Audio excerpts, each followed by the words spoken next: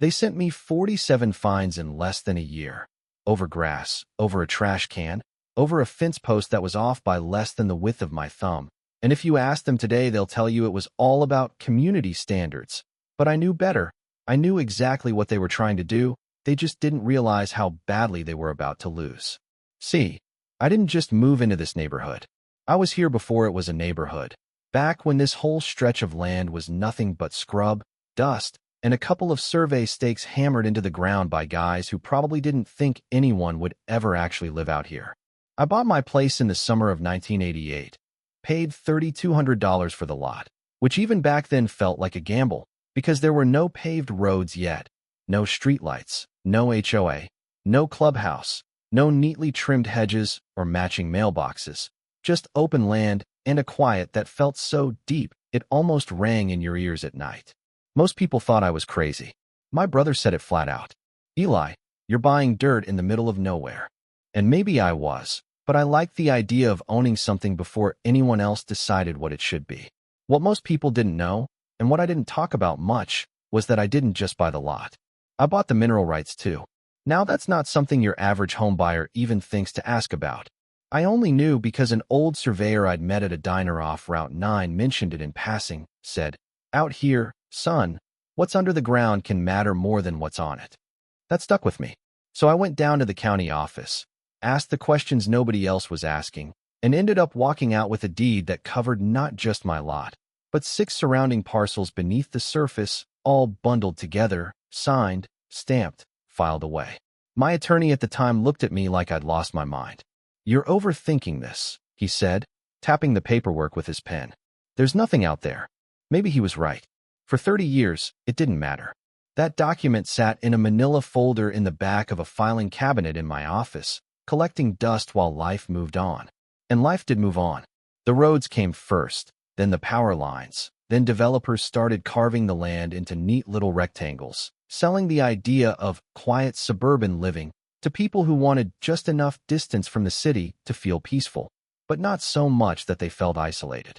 Houses went up one by one, then faster, then all at once, and before long, the place that used to be wide open sky became a subdivision with a name I never liked much. Maple Ridge Estates. That's when the HOA showed up. At first, they were barely noticeable, a few newsletters, some guidelines about paint colors and lawn maintenance, nothing too aggressive. I kept to myself, paid attention when I felt like it, ignored it when I didn't. Nobody bothered me, and I didn't bother them. For a long time, it worked just fine. Then the board changed. It didn't happen all at once. Just a new president one year, a couple of new faces the next, people who didn't remember what this place used to be, people who saw the neighborhood not as something that had grown over time, but as something they were supposed to control. The new president, a guy named Daniel Mercer, was the kind of man who smiled a little too much when he talked about rules, like he enjoyed them, like enforcing them gave him a sense of purpose he didn't quite have anywhere else. The first notice I got was about a fence post, 2 inches out of alignment, according to their measurement. 2 inches. I stood there looking at it, hands on my hips, wondering how anyone even noticed something like that, let alone decided it was worth writing up. I let it go, paid the fine, figured it was a one-off. It wasn't. Next came the trash bin. Apparently, it had been visible from the street for an extended period of time, which in their report translated to about 40 minutes on a Tuesday morning. Then the grass, measured at 4.2 inches during the middle of August, when we hadn't had rain in weeks, and everything was dry as paper anyway. Each notice came with a deadline, a dollar amount, and a tone that felt less like a request and more like a warning. At first, I tried to play along, trimmed the lawn, adjusted the fence, moved the bin. But the notices didn't stop. If anything, they came faster. By the end of the first year, I had 47 of them. 47. A little over $11,000 in fines for things that, if you looked at them honestly, didn't matter to anyone except the people writing the citations. That's when I stopped paying. Not out of stubbornness. Well, maybe a little, but mostly because I started to see the pattern. This wasn't about compliance. It was about pressure. See, my property sits on the corner of the subdivision, a wide, slightly elevated lot that overlooks the main access road. It's one of the first things you see when you drive in, and more importantly, It's exactly where the HOA had been talking about expanding the clubhouse parking area. I'd heard the conversations, bits and pieces at meetings, casual comments dressed up as long-term planning. We're running out of space. Guests have nowhere to park. We need to think ahead. And every time, someone's eyes would drift in my direction. That's when it clicked. They didn't want compliance. They wanted me gone. Buying me out at market value would have cost them real money, more than they wanted to spend, more than they could justify to the residents. But if they could make living here uncomfortable enough, if they could stack fines, send notices, threaten liens, maybe I'd leave on my own. Cheaper that way. Cleaner, too. I remember the moment it really settled in. I was standing in my kitchen, letter in hand, reading yet another notice about something so minor it almost felt like a joke, and I just started laughing, not because it was funny, but because it was so obvious. They really think I'm gonna fold, I said out loud, to nobody in particular. I set the letter down, walked into my office, and opened that old filing cabinet. Took me a minute to find it, buried under years of paperwork, insurance documents, old tax records, but it was still there. That manila folder, edges worn, label faded just enough that I had to tilt it toward the light to read it. I pulled it out, flipped it open, and there it was, the original deed, stamped and dated, covering not just my lot, but everything beneath it and beyond it. For a long moment, I just stood there thinking, because I didn't know yet how it was going to matter. But I had a feeling, and sometimes that's enough. I didn't storm into the next HOA meeting waving that deed around, didn't call a lawyer, didn't fire off some dramatic letter threatening legal action. That would have been too easy, and honestly, too early. Whatever this was, it was still unfolding, and I've lived long enough to know that when people are digging themselves into a hole, the worst thing you can do is stop them halfway through. So instead, I did the opposite. I got quiet. I stopped responding to their notices entirely, let them stack, one on top of another, each one a little sharper in tone than the last. Certified mail started showing up, warnings about liens, about further action, about escalation. I signed for every envelope, opened each one carefully, read it once, then filed it away in a new folder I labeled simply HOA. Documentation, that was the game now. If they wanted to build a case, I'd let them. I started taking photos too, not just of my property, but of everything. The street, the clubhouse, the parking lot that always seemed just a little too full on weekends. I noted dates, times, anything that felt even remotely relevant. It probably looked obsessive from the outside, but to me, it felt like insurance, like I was preparing for something I couldn't quite see yet, but knew was coming.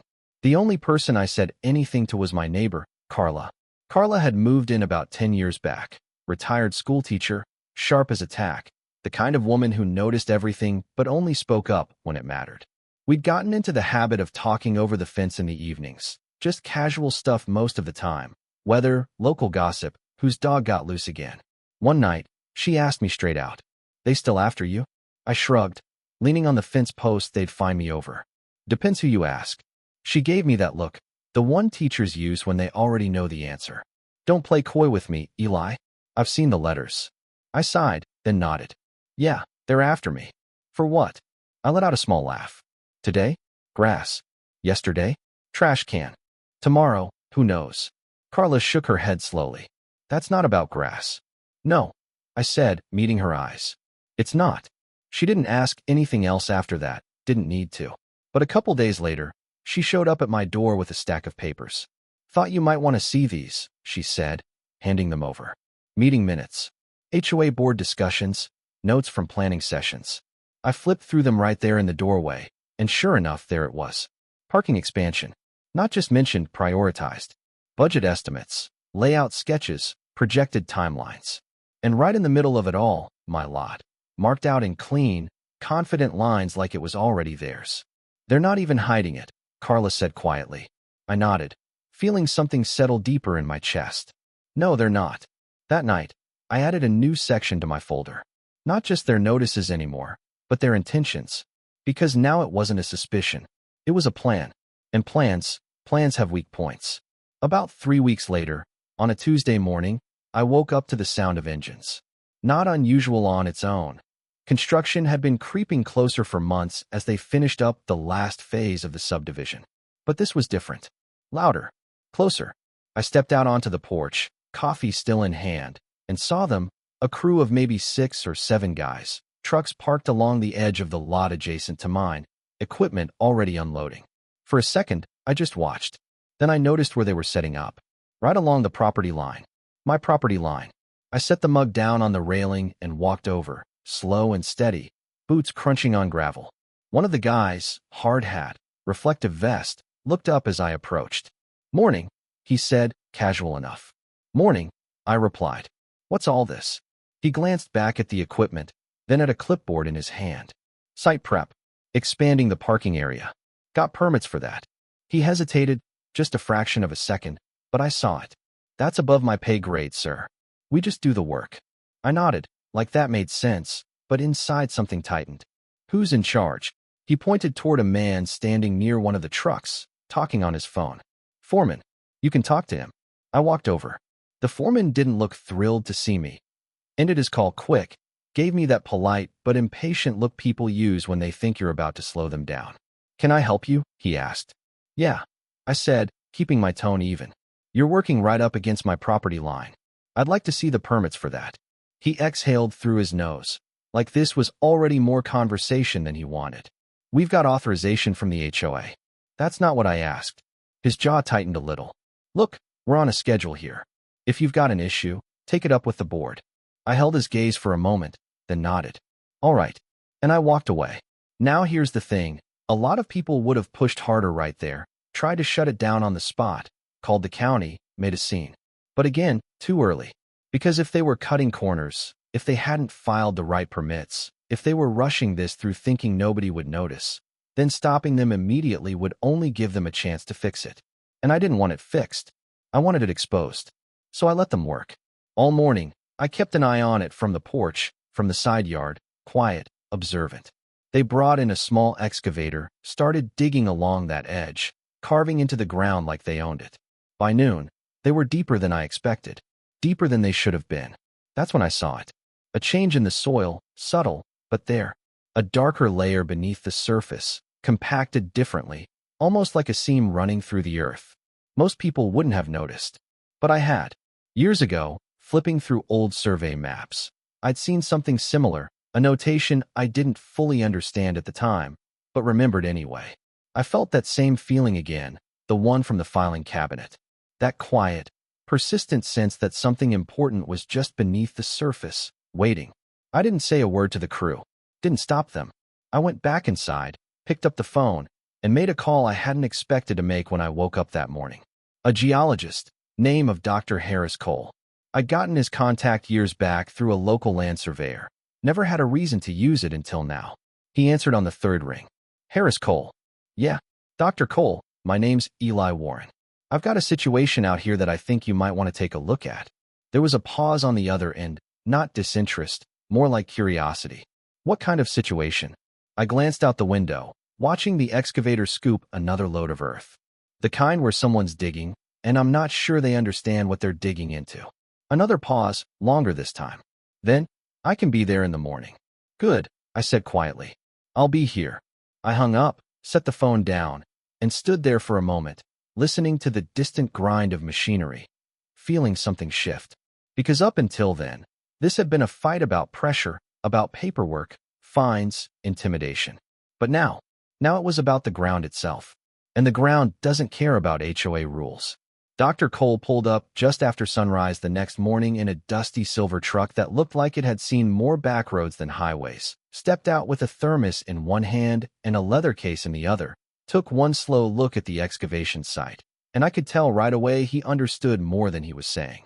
"You weren't exaggerating," he muttered, crouching near the edge of the trench, brushing away loose dirt with his fingers like a man reading something written in a language only he spoke.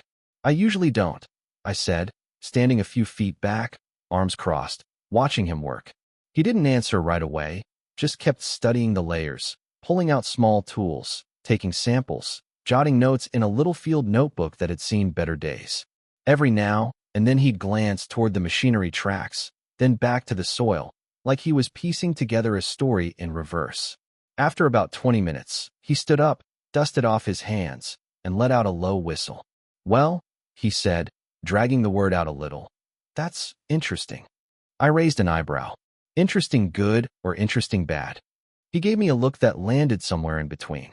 Depends who you are. I didn't say anything, just waited. He took a sip from his thermos, then nodded toward the trench. You've got a shallow subsurface formation running right through here. Natural gas, by the look of it. Not massive, not something that's going to turn you into a billionaire overnight, but enough to matter, especially this close to the surface. I felt my chest tighten just a notch. And them digging like that. His expression flattened. Careless, at best. He paused, then added, potentially illegal, depending on permits and ownership. Ownership. That word hung there for a second. I walked back inside without another word, went straight to the filing cabinet, and pulled out the folder. That same old manila folder that had been sitting there for decades like it was waiting for this exact moment. When I came back out, Dr. Cole was standing with his hands on his hips, staring out across the subdivision like he was mapping something in his head. I handed him the deed. He took it, flipped it open, scanned the first page, then slowed down. His eyes moved more carefully now, line by line, like he was double-checking something he didn't quite believe at first glance. Well, I'll be damned, he said under his breath. What? He looked up at me, holding the paper slightly higher, like the weight of it had just changed. You didn't just buy your lot. No, I said quietly. I didn't. He tapped the document. This covers the mineral rights for the entire corner section, your property, and everything beneath those adjacent parcels. Whoever signed this over either knew exactly what they were doing or didn't know at all. Either way, I said, it's mine. He gave a slow nod. Yeah, it is. We stood there in silence for a moment, the kind that doesn't feel empty, more like something settling into place. Finally, he folded the deed carefully and handed it back. You might want to talk to a lawyer, he said. And I'd shut that side down as soon as possible. I shook my head. Not yet. He studied me for a second, then smiled, just a little. All right, your call. But I could tell he understood. Because again, too early. Instead, I let one more day pass. Let them keep working, just enough to make sure there was no undoing it, no pretending it hadn't happened. I took photos, documented everything, made sure every inch of that trench was recorded from every angle. Then I made my move. The next HOA meeting was scheduled for Thursday evening. Same as always, clubhouse conference room, fluorescent lights, bad coffee, a handful of residents who showed up more out of habit than interest. I arrived early, sat at the far end of the table, folder in front of me, hands resting on top of it like I was guarding something, which, I guess, I was. One by one, the board members filtered in. Daniel Mercer last, of course, carrying himself like a man who believed the room belonged to him. He saw me, gave a polite smile that didn't quite reach his eyes. Mr. Warren, he said, taking his seat. Didn't expect to see you tonight. I figured it was time, I replied. The meeting started like any other, routine updates, budget talk, a brief discussion about landscaping contracts. I let it all pass, didn't interrupt, didn't rush. Then, right as they were about to move on to the next agenda item, I leaned forward slightly. I think we should talk about the excavation on the east lot, I said. The room shifted. Subtle, but noticeable. Daniel clasped his hands together. That's part of an approved expansion project. Is it? I asked. He held my gaze. Yes. I nodded slowly, then slid the folder across the table. Then you might want to look at this before you continue. He hesitated for just a second, then opened it. Dr. Cole's report was on top. Detailed, precise, impossible to misinterpret. Beneath it, the deed. I watched his face as he read. At first, it was confidence, the kind you get from thinking you already know how something ends. Then confusion, a slight furrow in his brow. Then something else, something heavier. His hand stopped moving. Across from him, the vice president leaned over. What is it? Daniel didn't answer right away. He just stared at the page, then slowly, very carefully, pushed the folder toward the center of the table. Everyone should read this, he said. The room went quiet. Papers shifted. Chairs creaked. One by one, they looked. And one by one, they understood. I let the silence stretch, didn't rush to fill it. This wasn't a moment that needed help. Finally, Daniel looked up. You're saying, he started, then stopped, recalibrating. You're saying that any subsurface work in that area requires your authorization? I'm not saying it, I replied calmly. State law is. Another silence. Heavier this time. The vice president leaned back in his chair, exhaling slowly like the air had just been knocked out of him. Someone at the far end of the table muttered something under their breath I couldn't quite catch. Daniel cleared his throat. We were not aware of this. I gave a small shrug. I was. That landed harder than anything else I could have said, because this wasn't new. This wasn't a loophole I'd just discovered. This was something that had always been there, something they never thought to check, because they assumed they didn't have to. We'll need time to review, he began. You've had time. I cut in, not raising my voice, just steady. What you don't have anymore is access. He held my gaze again, but this time there was no smile behind it. Just calculation, and something close to realization. The meeting ended early that night. No vote, no resolution, just quiet conversations, tight expressions, people leaving faster than usual. By the next morning, the excavation site was shut down. Equipment gone. Temporary barriers put up like they were trying to erase what had happened. Notice number 48 never came. Within a month, the parking expansion project was officially canceled. Budget reallocated. Plans under reconsideration. The kind of language people use when they don't want to admit they hit a wall they can't get through. Daniel Mercer didn't run for re-election. Neither did two of the other board members. No announcement, no explanation, just absence. And me? I'm still here. Same house, same lot, same view of a neighborhood that forgot, for a little while, that it wasn't always theirs to control. Every now and then, I'll stand out on the porch in the evening, look out over that corner where they tried to break ground, and I can't help but smile a little. Not because I won, not really, but because they dug without understanding the ground beneath them. And sometimes, that's all it takes. Now I'll leave this to you. If you were in their position, would you call this justice, or just bad luck catching up at the worst possible time? And if you were in mine, would you have played it the same way, or shut it down the moment you saw what they were doing? Drop your thoughts in the comments. I read more of them than you'd think.